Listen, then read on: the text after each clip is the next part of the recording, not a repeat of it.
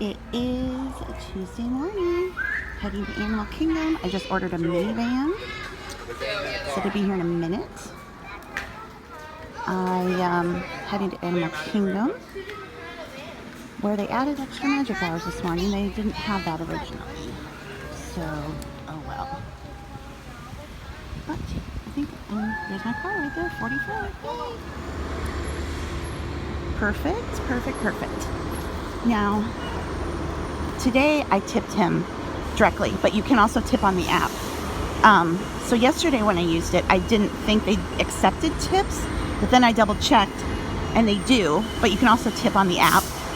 But I wanted to just give it to him right now, so I did that and he was very appreciative. So, and the minivans go basically anywhere on Disney property. They're not going to take you off Disney property unless you go to the airport. And I think the airport ride's over $100. But this is an awesome way to go. This is normally where you'd be dropped off anyway because of the buses. So, just got to follow the herd. And we're going to Animal Kingdom. It was extra magic hours today, 8 to 9, so see if that makes a difference in the crowds. But my first fast pass is for the safari, which I always do. It's all the way in the back of the park, so I think it lasts until like 10:45, so I got plenty of time to meander back there. Game's right over here, folks. I got a lot of room over here in the front here, folks. I got a lot of room up front. A lot of room. Hey, if you don't have any bags, you can head right over that center here. It says guests without bags. Yep. Good morning, everybody.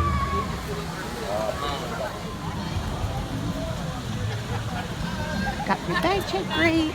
If you go through bag check, they're going to put you through the metal detectors, and I am fine with that. Anything that's going to deter somebody from doing something horrible, I'm all for.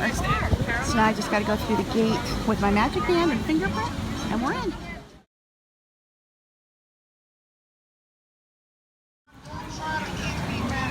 They have ticket booths at the front of every park, and then after you go through bag check, that's when you come up here and you scan your magic band or your ticket, and you do a fingerprint impress. So there's two, levels you have to get through to get into the park. But again, it's all security, and I'm all for it because God forbid something would happen anywhere, obviously, but here. So scan my band, do my fingerprint. Try to always remember the one you went in your first park with, because that's what they'll want you to do it. So if you do your index finger on your right hand, remember that. All right, through the gate, and we are into Animal Kingdom. A lot of people rush past this first part, obviously, because you have fast passes to get to and whatnot. But they do have lockers here, restrooms, but there are trails and animals and things all along this area. It's called Discovery Island. So as you're leaving the park, take some time to wander through because it's really pretty.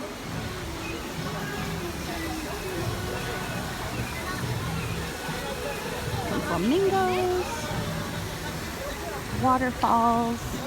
There's the Rainforest Cafe if you want to eat there. There's plenty of other places to eat in Disney World. But if you want to eat at Rainforest Cafe, that's your business.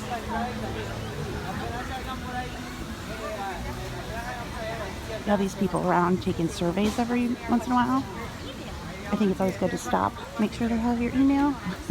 You can get, on their email list for discounts and offers. So anytime Disney wants my information, like, great, here, give me a discount code.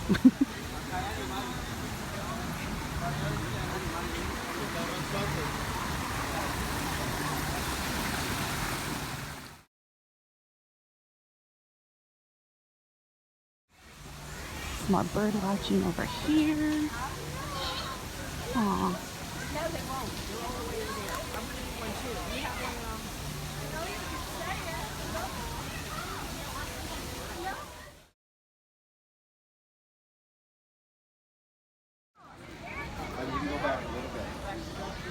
So after you get through that little Discovery Island section, you're coming into the main park, and there is the Tree of Life, which is the symbol for Animal Kingdom. It's not a real tree, but if you look closely, you can see carvings all along the trunk. It's all different animals are carved into that.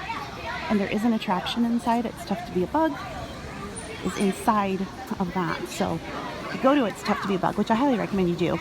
Although it's kind of scary for little kids. It's another one of those 4D movie things with all of the senses. But you can see up close all of the detail in the trunk, and it's amazing. If you use Fast Pass, you'll skip right by all that stuff, so it's worth it to walk through the queue to see all the carvings. And it's a short, there's never like a big, huge lineup for it anyway, so.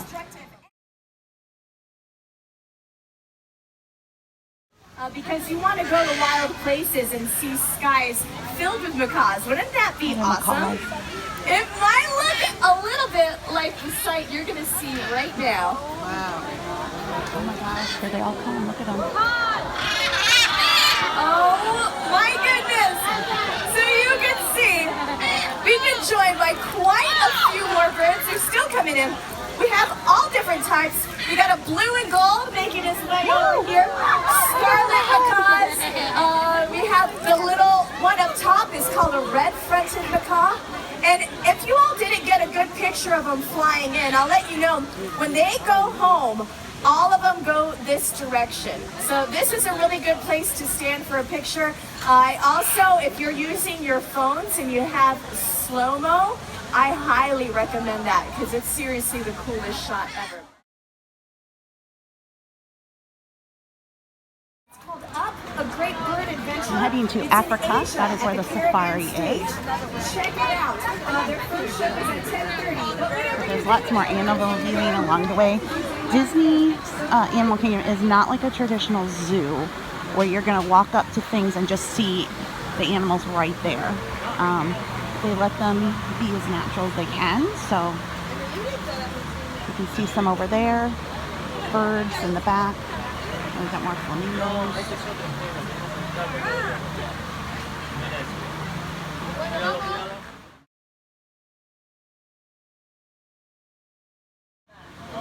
Oh, we got a kangaroo.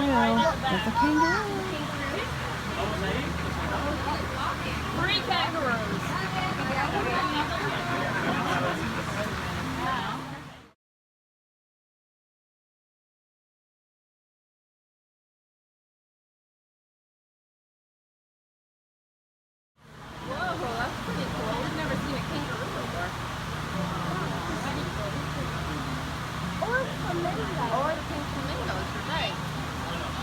What is that big bird? A vulture? A vulture, yeah. Oh, there's one right there. It's hiding. It's hiding.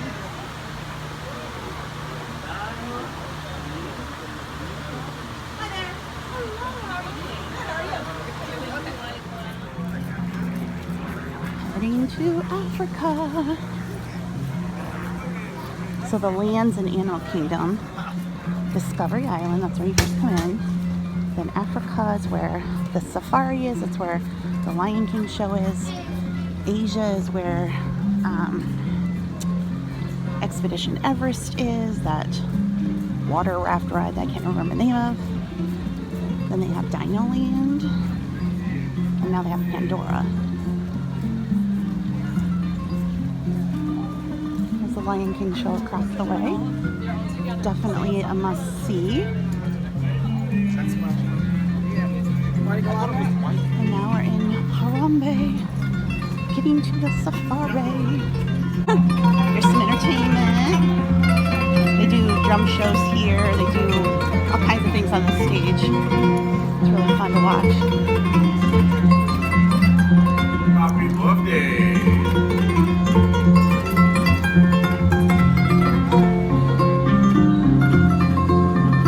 A lot of the cast members here, not all, but they do have a lot directly from Africa here on visa programs to work, cultural exchange type things, so that they can promote their countries and promote tourism in their countries, such as these fellas. They're the drummers. They are amazing. I'm sure we will see them later on. And here we have Kilimanjaro Safaris. Then there's the Gorilla Falls walk-through area. Over in Asia, there's the walkthrough where the tigers are. So plenty to do. But we are now going to get into the safari. Now, the park's been open. They had extra magic hours. They're almost 2 hours in. There's only 35 minutes standby at safari. This sucker used to be like 3 hours, but the Pandora and Expedition Everest have topped this in popularity for when the park first opens. But it's still good to get a fast pass, in my opinion. But yeah, I can remember the days when that'd be 33 hours. Always wanted fast pass, or used to get here before fast passes and just run to the back of the park and you get on, because everybody, otherwise if you didn't get here in the beginning, you'd be waiting for hours.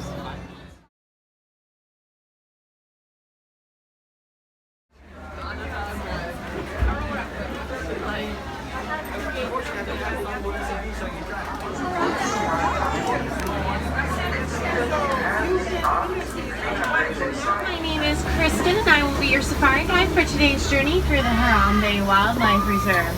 I do ask that you guys please stay seated at all times and do not lean outside the vehicle, as it is going to get a bit bumpy out there and we will be going through thick brush. Now if you are interested in taking photos or videos, feel free to. Again, it's going to get pretty bumpy out there. So if you do drop anything outside of the vehicle, you're going to raise your hand, I'm going to raise mine, and we're going to wave goodbye to that item because we are not making any stops.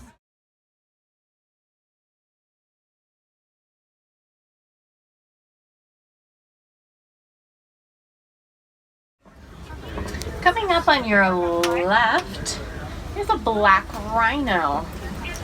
Black rhinos can get up to about 3,000 pounds. And they are an endangered species. They're being hunted to extinction for leaf. Most times they're going to do this in groups called floats, and they can stay underneath the water for up to 8 minutes without taking a breath. Looks like there's 2 on the right hand side.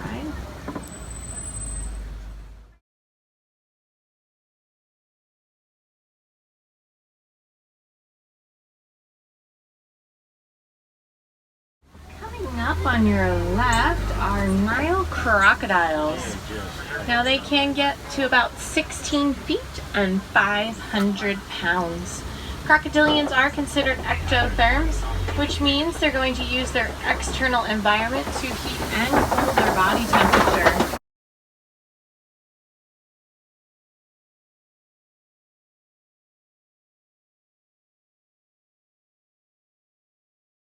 Very large horns. It can get up to 5 to 6 feet in length, and they look very heavy, but they're actually super light. They're hollow on the inside with a honeycomb structure running throughout.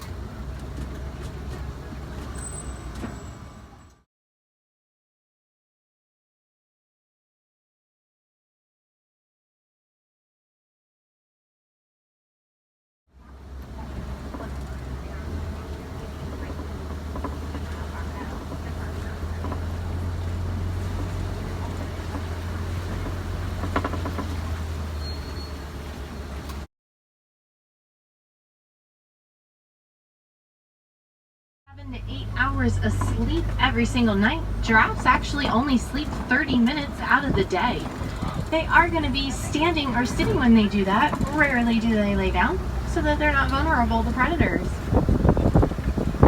Coming up in this big opening in the field, if you guys look straight ahead, those dark brown or dark gray colored antelope that are all together, those are white-throated wildebeest. They are the most densely packed animal in the world other than humans. All the way up on the hill, those tiny little antelope, those are springbok. They're going to get their name because they can spring up into the air 6 feet high and spring forward about 13 feet. They're one of the top 10 fastest land mammals, reaching speeds of 50 to 60 miles per hour. Past them, on top of the hill, those lighter tan colored antelope, those are Patterson's eland. They are the largest antelope in the world, getting to about 6 feet at the shoulder.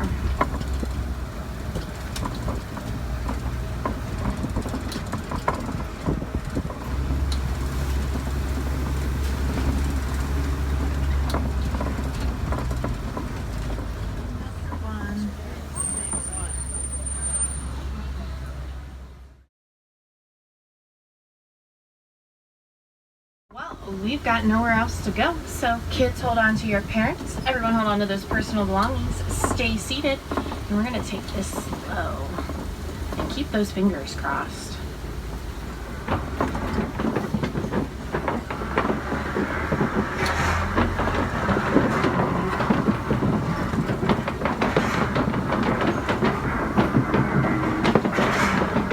Good job keeping those fingers crossed, guys.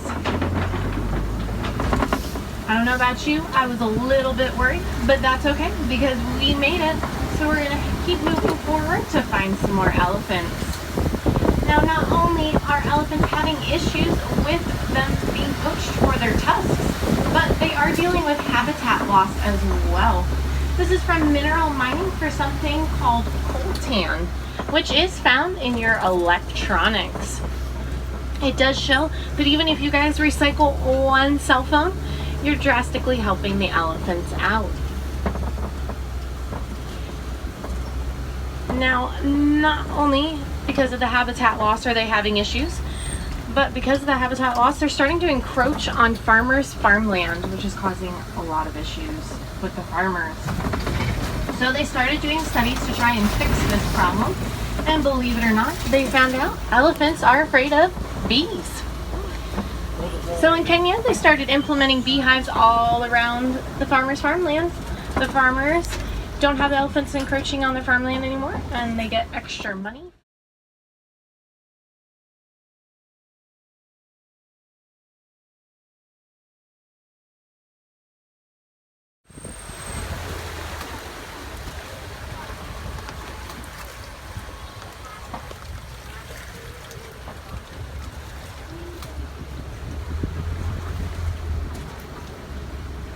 Coming up on your left in this watering hole is a group of flamingos. Does anybody know what a group of flamingos is called? It's a flamboyance. This is going to be a flamboyance of greater flamingos. They're going to be the least pink of all the flamingos, and they get that pink coloration from their diet, which consists of brine shrimp and other water organisms that contain something called carotene.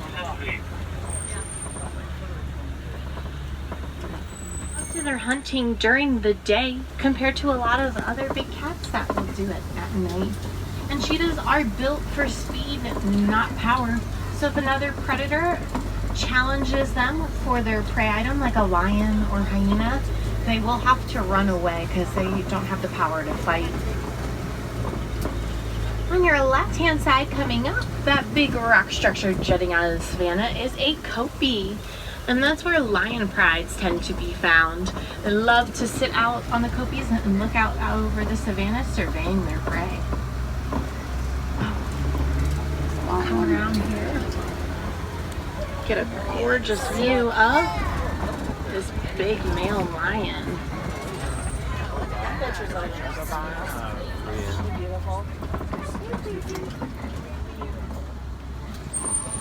Now, lions do sleep about 20.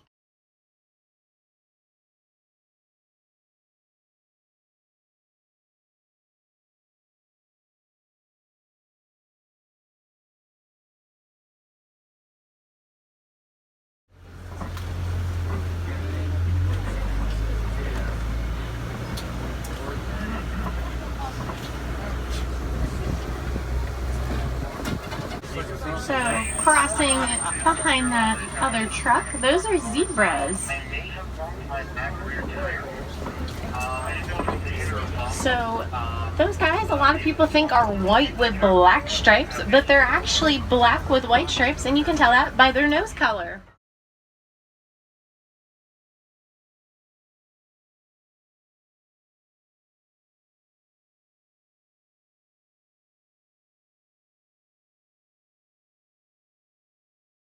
They do get their name from the Afrikaans word of vite, which actually means wide, not white, for their wide, broad mouths that they have. And then on your right-hand side is an ostrich. That is the world's largest bird. And don't worry, those wings are not for flying. They're not going to be coming at your head anytime soon. They are for steering right and left whenever they're walking or running. Well, it looks on your right-hand side, we've got 2 storks over there. Those are yellow-billed storks. And they do have a diet that consists mostly of fish, frogs, snakes, and small birds. A lot of times, they'll follow behind hippos or crocodiles in the water because they'll churn up the mud and organisms with them, and that's pretty much a free meal for the stork.